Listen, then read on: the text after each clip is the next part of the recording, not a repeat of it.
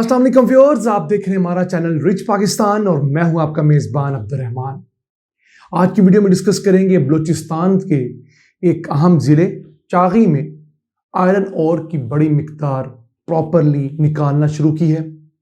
इस माइन से हम सालाना कितने लाख टन आयरन ओर यानी खाम लोहा निकाला करेंगे, पाकिस्तान की सालाना डिमांड कितनी है और हम अपनी डिमांड का बड़ा हिस्सा पैदा करने के बावजूद तमाम ज़रूरत का लोहा स्टील इंपोर्ट करते हैं, जिस पर $5 अरब हर साल हमारा खर्चा आता है। अगर बात करें बलूचिस्तान के ज़िले चागी, जहां पर सोने और तांबे के ज़खायर हैं, रिकोडिक, जी हाँ, उसी ज़िले के अंदर नुकुंडी की एक माइन है जहां से आयरन ओर निकलना शुरू हुआ है, जो मजमूई तौर पर महाना 50,000 टन है। सालाना पैदावार इसकी 6 लाख टन है। अब इस माइन साइट के ऊपर जो लोहे के ज़खायर मौजूद हैं, टेस्ट के बाद पता चला है कि 50 मिलियन टन यहाँ पर खाम लोहे के ज़खायर हैं। जिस रफ्तार से ये निकाले जा रहे हैं, अब अगर इसको हम कैलकुलेट करें तो अगले कम से कम 50 से 60 सालों के लिए ये माइन ड्यूरिंग प्रोडक्शन रहेगी। इससे खाम लोहा हासिल होता रहेगा।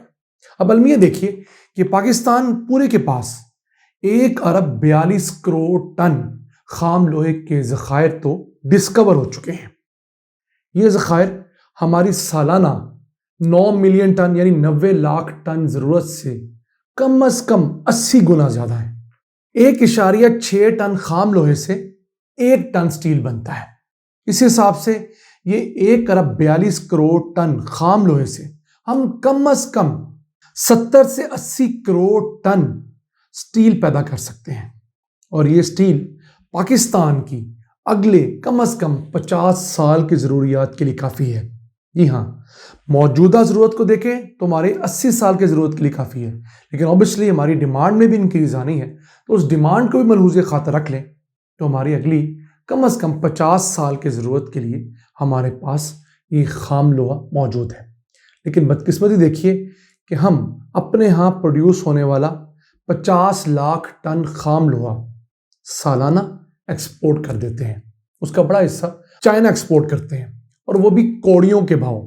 पिछले साल हमने आयरन ओर जो है वो सिर्फ $5 करोड़ का एक्सपोर्ट किया था, लेकिन पिछले साल ही हमने स्टील और स्टील के साथ आयरन प्रोडक्ट जितनी थी इस पूरी फैमिली की $5 अरब की इंपोर्ट की थी। क्या कर रहे हैं? $5 करोड़ की एक्सपोर्ट कर रहे हैं और उनसे रिफाइंड हालत में $5 अरब की अशिया मंगवा रहे हैं।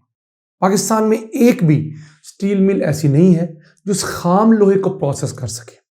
वैसे तो मुल्क में को 20-25 स्टील मिल्स हैं, लेकिन वो खाम लोहे को प्रोसेस नहीं कर पाती।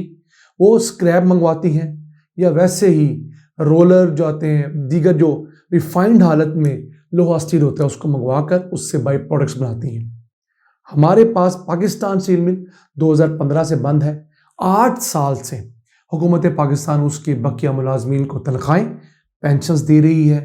उसकी ज़मीन ही खरबों रुपए की है, लेकिन ना तो नवाज शरीफ की हुकूमत उसका कोई मसला हल कर सकी, ना ही इमरान खान इस मुतालिक कुछ कर सका और ना ही अब शहबाज शरीफ हुकूमत से कुछ होता हुआ नजर आ रहा है। ये कितना मुश्किल है अगर हुकूमत और प्राइम मिनिस्टर हर हफ्ते की बुनियाद पर पाकिस्तान स्टील मिल से मुतालिक रिपोर्ट्स ले, खुद चेयर करे, जितने मसाइल हैं, गैस कंपनियों के मसाइल हैं, नेशनल बैंक ऑफ पाकिस्तान के मसाइल हैं, कुछ और लोगों के पैसे देने हैं, उन तमाम को ऑन बोर्ड किया जाए। यकीन कीजिए मसला 6 महीने से कम अरसे में हल हो सकता है। और ये 50 लाख टन अगर और हम अपने यहाँ रिफाइन करना शुरू करें तो इससे 30 लाख टन हमारे यहाँ स्टील बनेगा।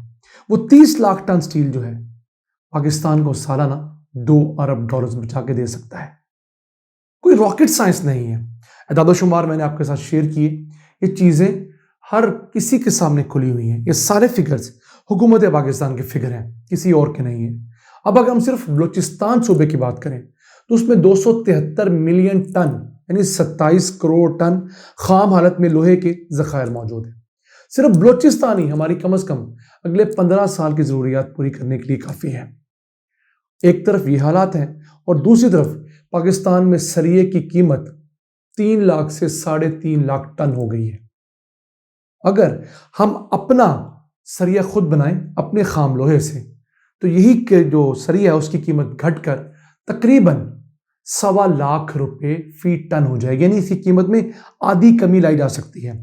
आप उससे अज्यूम कीजिए कि हमारा जो कंस्ट्रक्शन सेक्टर है वो कितना चलेगा, फिर हमारे बहुत सारे जो स्टील के कारखाने हैं, बर्तन बनाने के कारखाने हैं, हमारी गाड़ियां बनाने की सनत है, वो कितना फरोख पाएगी। तमाम जगह पर इसका असर होगा।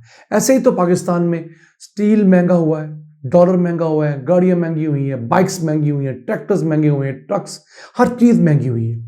हम लोग इन मसाइल को हल नहीं कर रहे, लेकिन दूसरी तरफ हम IMF के दर पर ठोकरें खा रहे हैं। हमें यह ख्याल ही नहीं आ रहा कि हमारे पास कितना बड़ा असासा अल्लाह ताला ने अपने घर में दिया हुआ है। अब इस आयरन ओर को रिफाइन करने के लिए एक और अहम चीज चाहिए होती है, कोयला। ऐसी भट्टियां जहां पर कोयला जलाकर आयरन को पिघलाया जाता है। अब पाकिस्तान के पास 185 अरब टन कोयले के जखायर भी हैं और वो सर्टिफाई हो चुका है कि वो कोयला काबिल इस्तेमाल है। उससे पाकिस्तान की सस्ती तरीन बिजली बन रही है और बहुत जगह इस्तेमाल हो रहा है। अब सीमेंट की फैक्ट्रियां भी वो कोयला इस्तेमाल करने जा रही हैं। तो इन हालात में जब 2 बड़ी प्रोडक्ट्स हमारे पास मौजूद हैं, हम अपनी स्टील मिल को बंद किए हुए हैं, सारा का सारा लोहा स्टील हम इंपोर्ट कर रहे हैं, तो क्यों ना अल्लाह की लाठी हम पर बरसे कि हम अल्लाह की नेमतों को हर तरह से दुत्कार रहे हैं और फिर दुनिया भर में भीख मांग रहे हैं।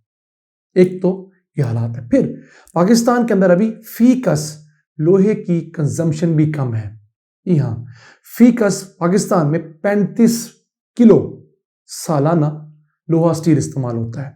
इंडिया में हमसे डबल है, 74 किलो फीकस इस्तेमाल होता है, यानी वहां पर इंडस्ट्रियलाइजेशन हमसे डबल है। ईरान की बात करें तो वहां सालाना 223 किलो हर शख्स का इस्तेमाल है। एवरेज नेशनल को जब हम उसकी आबादी के साथ डिवाइड करते हैं तो फीकस इस्तेमाल निकलता है। और अमेरिका की बात करें 297 किलो है। चाइना तो शायद मरीख का मुल्क है जिसकी सालाना फीकस आयरन स्टील की कंजम्पशन 633 किलो है। अभी पाकिस्तान इंटरनेशनल लेवल पर चला जाए 250 किलो फीकस, यकीन कीजिए हमारा ये जो स्टील का आयरन का इंपोर्ट बिल $5 अरब है, ये बढ़कर $20 अरब हो जाएगा। यानी अगर आप मुल्क में इंडस्ट्री लगानी है, इंजीनियरिंग प्रोडक्ट्स बनानी है, एक्सपोर्ट्स बढ़ानी है, तो हम जब तक अपनी लोकल स्टील की सनत को, लोकल आयरन की सनत को तगड़ा नहीं करेंगे, अपने कदमों पर खड़ा नहीं करेंगे, यकीन कीजिए पाकिस्तान हमेशा से एक छोटा ज़रई मुल्क रहेगा। हम कभी भी इंडस्ट्री में फ़रोग़ नहीं पाएंगे, हम कभी भी खुशहाली नहीं देख पाएंगे। नाज़रीन, इंतहाई दुखी दिल के साथ अपने मेज़बान अब्दुर्रहमान को इजाज़त दीजिए और चलते चलते आपको ये भी बताते चलें कि पंजाब के अंदर ही 85 मिलियन टन कोयले के ज़खायर हैं, लेकिन ना तो शहबाज शरीफ कुछ कर सका और ना ही बुज़दार। अल्लाह ने के बाद।